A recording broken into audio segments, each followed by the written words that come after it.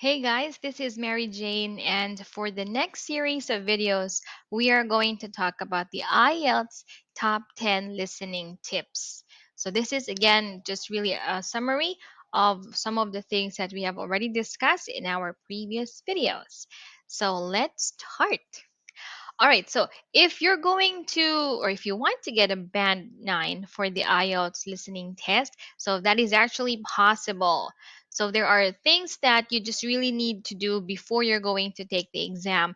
And some of the things that you also really need to pay attention to during the test. So I hope that if you're going to follow these tips, you can, of course, hopefully, considerably improve your score and perhaps get a perfect 9. So let's start with the first tip. So this one, oh, let me make it smaller. All right. So this one, you should do this before the test. So first, you have to be able to improve your general listening skills. So that means that the goal of the IELTS listening section is really to test your listening skills.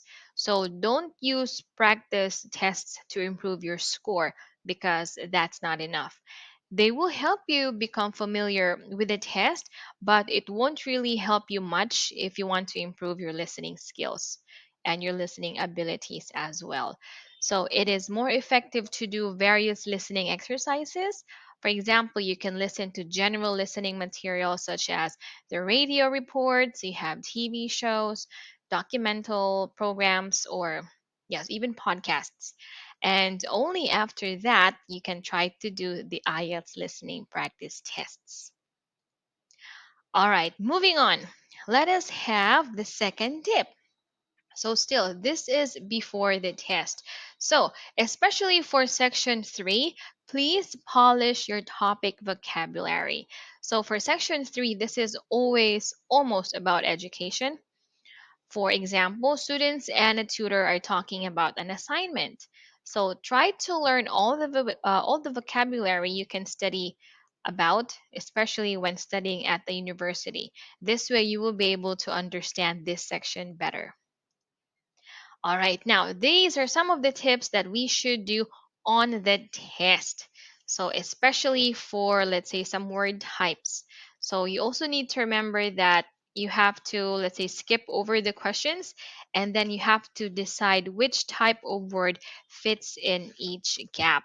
So, you have to also know, is it, let's say, is it a noun? Is it a verb, an adverb, or an adjective? So write N for noun, V for verb, and so on. So this will also be able to help you focus on the specific word forms while you're listening. Next, let us have the fourth tip. So this is the plug in the situation. So try to get the idea of the situation, and before each part, you will be given a short introduction. So, for example, now you will hear a dialogue between, or you will hear a lecture on.